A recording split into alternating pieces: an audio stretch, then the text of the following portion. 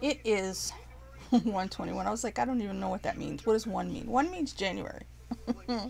It's January 21, 2022. I am watching the news. I just got home. It is cold again. I'm even going to complain right now. I'm going to complain about words and things and people saying things and not being accurate. I'll complain about all kinds of shit. I'm going to leave the news on though because I kind of want to hear it. So, here's my problem. This is various clothings that are just going to stay there because I just took some of them off and I took the other ones off before. They're staying there. Yeah, I didn't want to go out. Ended up having to go out. Went out. It was like 25. And I was like, it's alright. It's alright. I'm going to make it. On the way back, the sun's going down. I'm like, oh my god, I'm going to have to choke my legs off. Or at least the fronts of my thighs. Because I was like, what the fuck happened? You know? And I'm just not prepared anymore. Here's my issue with the weather. I complain about the weather a lot. But what bothers me is I've been watching the weather all my life. I was a kid who was afraid of thunder and lightning, so I used to watch the Weather Channel back when I had it. I used to watch it all the time. I used to watch Local on the 8s all the time. I knew my weather stuff and everything. So having pretty much grown up here in this house, in this spot on Earth, and coming back here as an adult, when I did, I know how the weather's been and how it changed and how stupid it is and stuff like that. What pisses me off about the weathermen now is A, they're always wrong. They're always off in temperature, number one. So you can't plan. Okay? Number two, they don't make distinctions between things. Because I used to take the bus. I don't even have the ability to take the bus anymore. So I'm pretty much walking everywhere.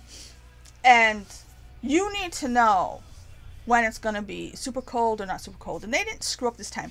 But what's pissing me off is they're acting like this is normal. Because they go, oh, well, okay, the average temperature. Okay, let's do this. Watch me. Suppose half of the time you have $0. And the other half of the time you have $100. So on average, that would mean you normally have $50 on average. But that doesn't mean any day of the week you walk up to you're going to have 50 because you never have 50. You either have 0 or you have 100, right? Okay. So I've been living here since forever. What's been happening the last few weeks? It's been like 20 in the low 20s or in the 40s. And it's going back and forth like 2 days in the 20s, 2 days in the 40s. 2 days in the 20s, 2 days in the 40s. Now, if they then say, oh, well, the average temperature is 38. 38's all right. You could deal with 38. You could do stuff at 38. That's fine. But what I remember is it being 38 sometimes, most of the time, wintertime, somewhere in the high 30s. So there was that always chance of snow going to rain. You know what I mean? Which is it going to be? Is it going to be 32 when the moisture comes? Is it going to be, right? But then you would, throughout the winter, you would have some days that were in the 60s.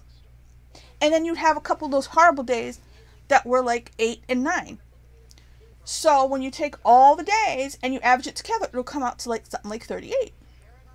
Which is fine. If you're having all these days in the 60s where you could get stuff done, you can go outside and you can be comfortable, but then you just stay in for 1 or 2 days where it's like 8. When it's constantly bouncing between 44 and let's say 44 and 22 or something like that, and to them, because they're just averaging it, it's the same as all the times you had some days in the 60s, some days it's 38, but then there's those 2 shitty days where it's 8 and 9 degrees. That's not the same thing. This isn't the normal weather. It's a high today, 24, right? This is what I'm saying. That's what he said. It was 25 here. But you can't really do stuff. I mean, there was kids outside playing. I don't know what's wrong with children. There's no snow to play in. So if there's no snow playing, what are you doing playing outside when it's 24? You should be in the house on the internet. You know, learning how to be woke or whatever the hell kids are supposed to be doing. But for me, this is out of hand. So I come home and I'm like, I'm freezing. I don't care about anything else. So, I watch a lot of these people that do reaction videos. So this guy, like, Brandon likes movies. Okay, some of these film buffs, they amaze me because the number of movies they haven't seen is kind of funny. But they're way younger than me. I don't know what they were doing. We can't figure out some of these kids because they're like, no, I wasn't on video games. Like, I guess a lot of them were on video games. But there's a couple of them, they're filmmakers and film buffs and stuff, and I'm like, but you haven't seen The Godfather. You know what I mean?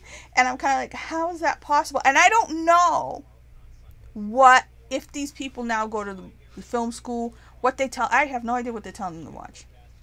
I don't know how they get to, I don't know if they watch, like, the latest Marvel movies and they think, oh, Marvel movies are it. I want to make Marvel movies, which, yeah, you can be a filmmaker and just make that kind of stuff. But generally speaking, in my day when you went to film school, it was different. I'll put it that way. Okay, you wanted to be like directors and people who got nominated for Oscars. I guess it's probably a whole different world. And this is why I don't know. So anyways, so Brandon is watching this movie, The Raid Redemption. Now here's the thing. I'm like, oh God, he's gonna like it, because every once in a while he likes a movie I can't stand, and I'm not saying I can't stand this movie, I just don't understand why it's supposed to be so great. So he's right at the beginning, he said he's watching it for the same reason that I watched it. Okay, I told you I watched behind the scenes. Now, having been a film buff in the 90s and really on the internet in the Ain't It Cool News days, well, they're still there, but you know what I mean. In the Harry Knowles days, there were a lot of us being film buffs on the internet. And I know for me,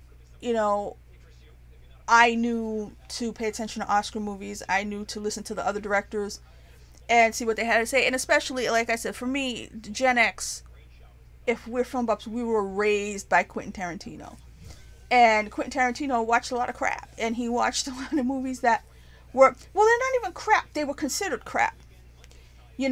And he liked a lot of stuff that you're not supposed to like. But then he made these amazing movies. So it was kind of like it allowed you to like movies that weren't that great or supposed to be crap. And I like some movies that are supposed to be absolutely terrible. But I love them and I don't care. And I felt like I was allowed to do that because Quentin did that. I totally forgot my, I made English muffins and I forgot it over here. See, I'm just cold. My brain actually froze along my legs. So, I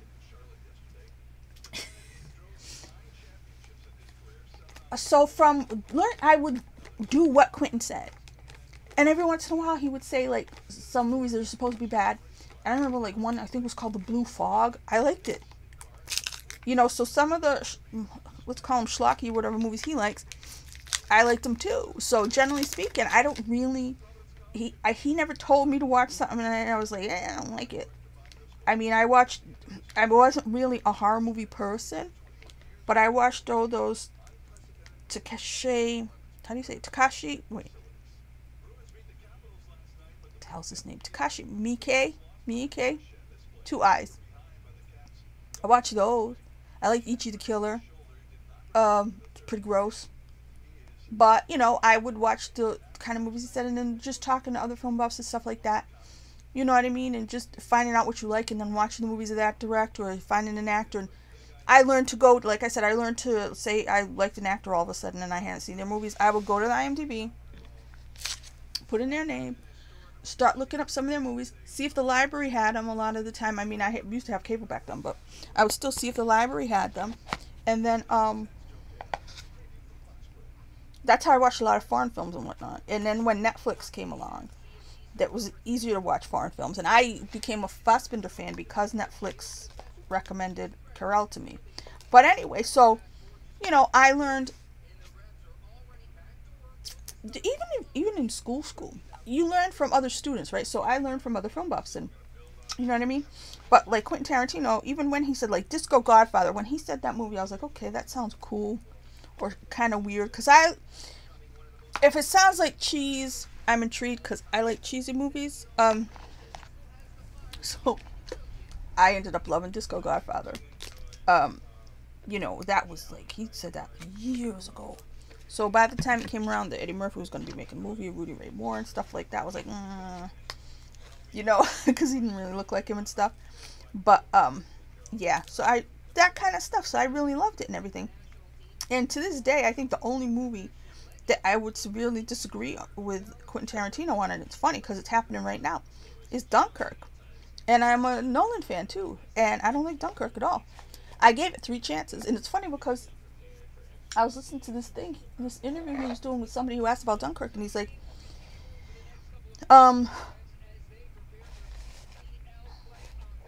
he said he had to give it another shot. So that's funny to me because I was sitting in the movie theater like, and I did give it another shot when it came out on Blu-ray. I got it, watched it, and I was like, nope, same thing, same boring shit to me. But he thinks it's a masterpiece. So in terms of that's really kind of the only movie or type of movie or anything like that that I really like. No, thank you. So I do that with other directors. If somebody says, oh, you know, we were influenced by this movie or whatever. So I was watching, like I said, I watched all these behind the scenes. I don't remember which John Wick movie it was on, or the behind the scenes or whatever. So Keanu Reeves and the director Chad Stahelski were talking about some movies they watched, and they brought up this one, I think, or the second one or whatever. So I was like, alright, I'll watch it. So I'll see if the library has it. The library has it. So this one that Brandon's watching, Raid Redemption or whatever. And I was like, I can't with this movie. Of course it's got shaky cam, which I don't like shaky cam, but there are worse things than shaky cam sometimes, because some movies don't have the shaky cam and then whatever. But also it looked, I want to say homemade, except for the fight choreography. Now, here's where my issue comes in. Alright. I want to talk about movies. I want to talk about movies with film buff people. But I don't think that world exists anymore. It makes me sad. Because you got kids now and people who have their strange interpretations of words, and you can't even have a discussion about anything because people use words funny. Now, I'm halfway through Brandon Lake's movies review over his reaction to it, and I can already tell he's gonna like it, and I'm like, oh no. Which is fine, you can like it. There's ways to talk about movies. Like, I love Flash Gordon. That's one of my favoriteest movies. I love Xanadu. I love Staying Alive. These are some of my favorite movies. I'm not gonna sit there and tell people it's the second coming. I'm not gonna say, oh my god, this movie's so great, and act like it's a masterpiece and all sorts of shit, you know. But the kids, when they talk about movies and stuff, they don't seem to know the difference. And I believe it's because they were raised on video games, because they're so used to that lack of quality, looking at video games all the time, that kind of shit don't matter to them. And I'm not saying this movie looks like that. I'm just saying, like, they can't tell shit from Shinola. And I'm not saying this movie's shit, but you know what I mean? What they're looking at, to me, is not the grand scheme of things, the whole picture. Put it that way. They're not looking at the whole picture. So,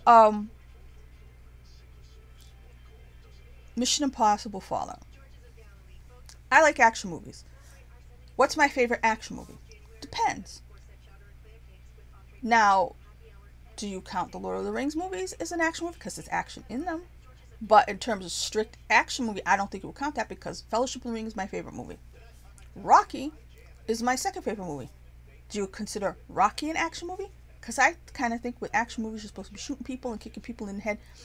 I still think it's something different than Rocky.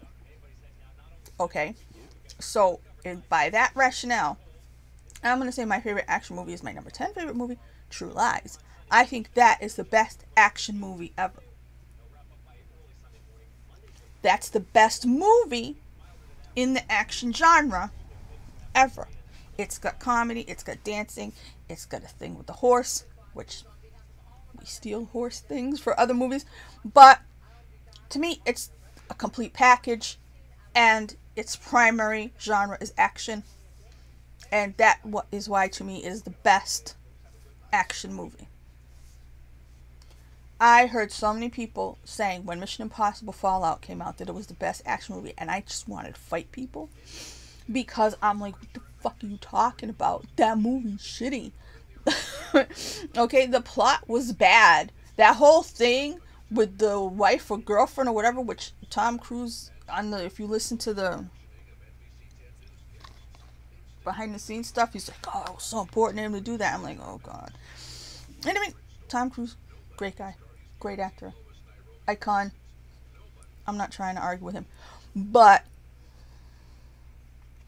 all the people who said that's the best action movie ever, I hope they were born the day before and that was the first action movie they ever saw, because it took me a long time, and I would read these people's reviews, and I'd read what they were saying, and I would just sit there and I would see, what the fuck are you talking about? And I realized, yeah, I know I look like hell, and I don't care what anybody thinks of me. Because I'm just imagining somebody going, who the fuck do you think you are? I'm me, and I have my opinions, and I'm just talking about it. And anybody wants to talk, please tell me I'm an idiot. Who the fuck do I think I am? Right down there. But I started to realize, wait a minute.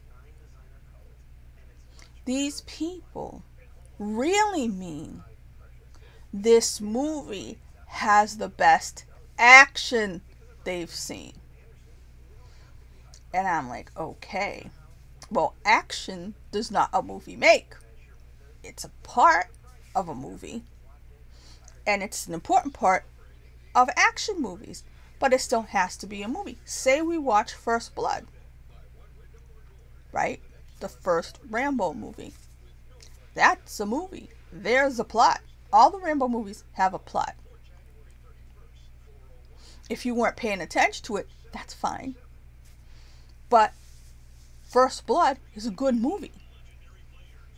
With it, I would almost call that the first action movie. It's not, because there are all kinds of other movies that, you know, the what do you call those? The like, I guess you would have to count the Bruce Lee movies and the I'm seeing his face, like Death Wish and those kind of, I guess those were action movies. But in terms of what we think about, I feel like it's First Blood. You know what I mean? Whatever. So, something like Mission Impossible Fallout. Okay, you like that, you know, Henry Cavill, what did he do? He reloaded his biceps, and, you know, there were cool scenes of running and jumping and breaking legs and whatever the hell they did. You know what I mean? There was cool action in the movie. Maybe it's the coolest action you've ever seen. Maybe it's the best action you've ever seen. That movie was...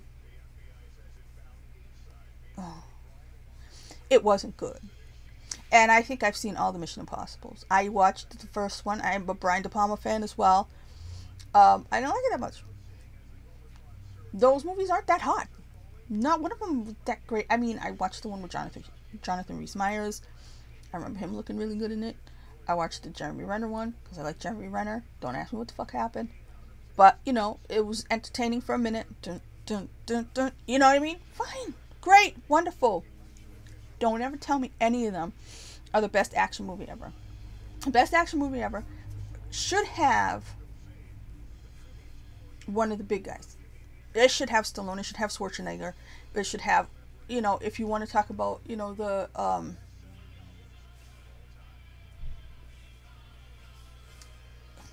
everybody's dying, man. I don't know what the hell's going on. Meatloaf died, and then I'm sitting here running around doing stuff, getting ready to go out into my frozen tundra, and I'm like, what do you mean Louis Anderson died? It's just, something's up. Something's up. Anyway, so like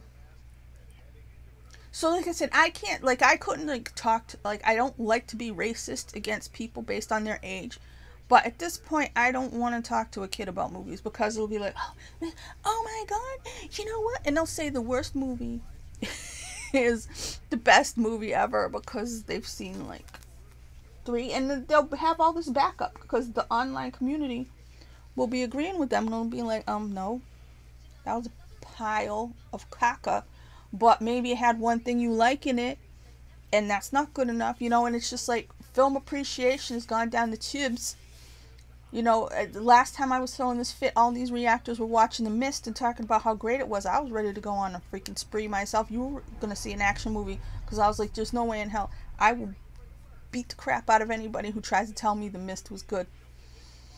Anybody who... that's what I'm saying. That box that suddenly appeared. They don't seem to get the difference in quality between, like, let's say, The Big Lebowski and something like The Mist. I don't know why. They just like the stuff in it, and they're like, oh, cool. It's like, do I like it or not? It's not, and like I said, I have plenty of movies that I like, and that's why I have my own list of my favorite movies. I'm not going to tell anybody that it's the best movie of all time, and I'm not going to tell anybody my favorite film director is the greatest of all time.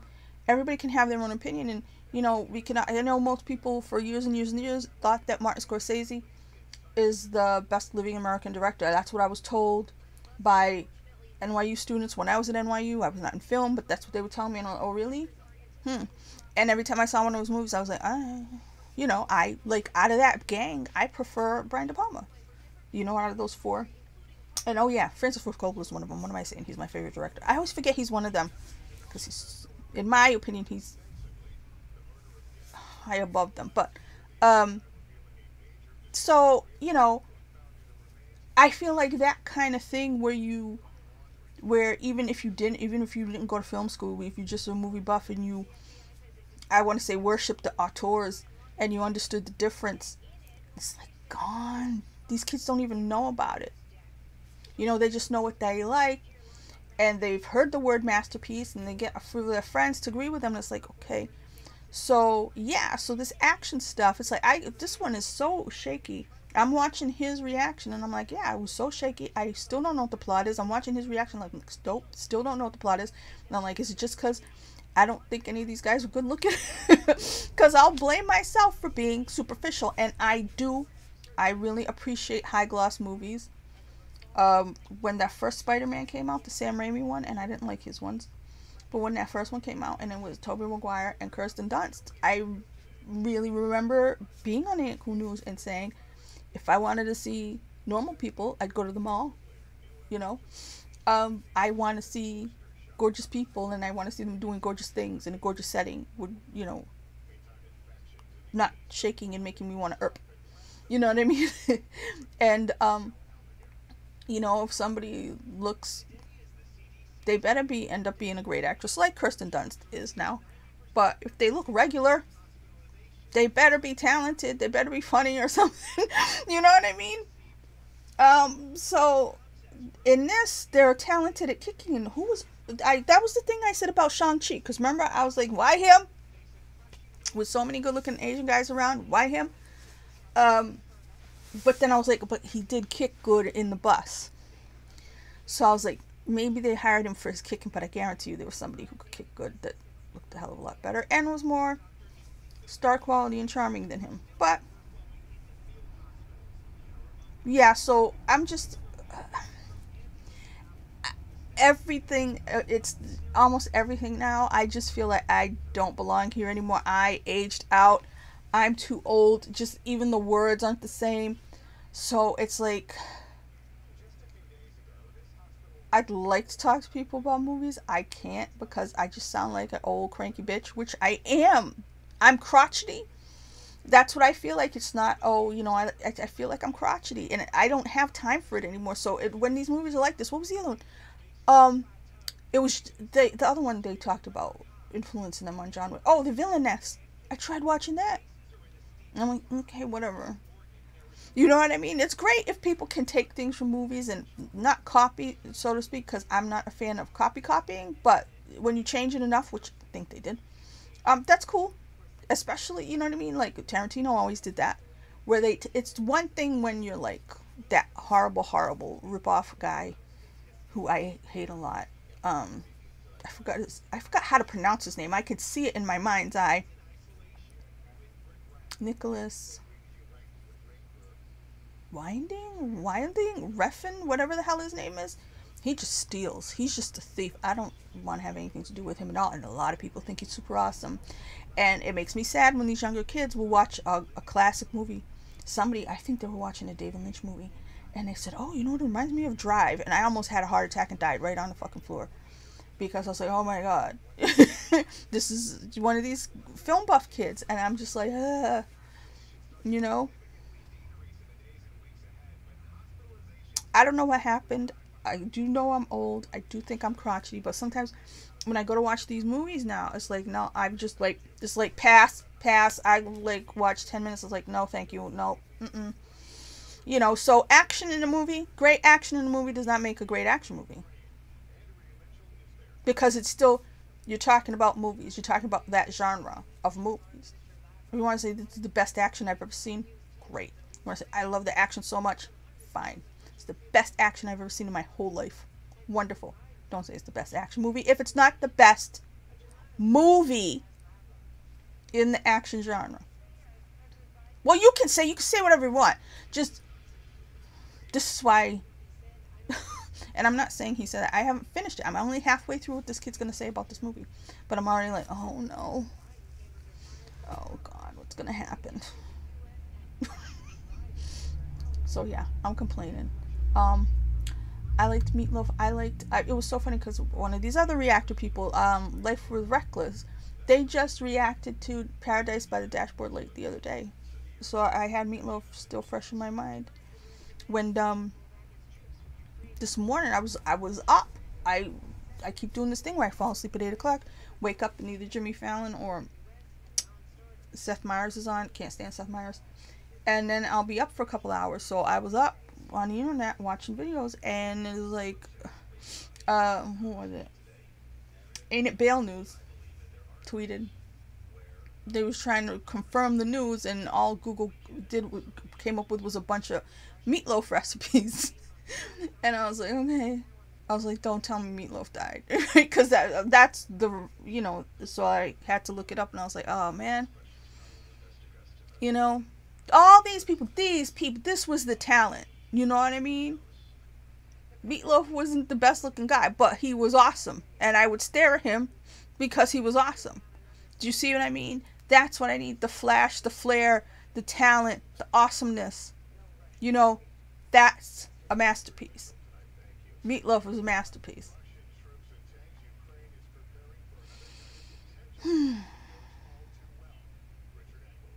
I'm telling you. So that was my complaining. And I keep going like this. You know, part of it is because I'm seeing this enormous double chin. There's so much. I always had it, but it looks so much worse on here. And it's because I'm looking down. And look, it's what life is like.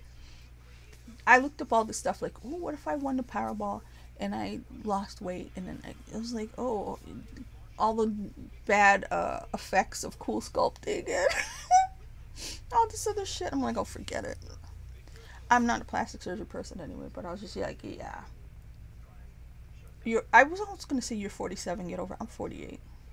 I keep forgetting. I've been 48 for over a month. I keep forgetting. I'm telling you, I'm old. I'm crotchety. I'm too old for this shit. I'm tired. Stop the world. I want to get off. I feel like I might complain later again because I don't feel like I complained enough. And I keep doing streaming because, like I said, I don't have enough memory on this laptop anymore. And,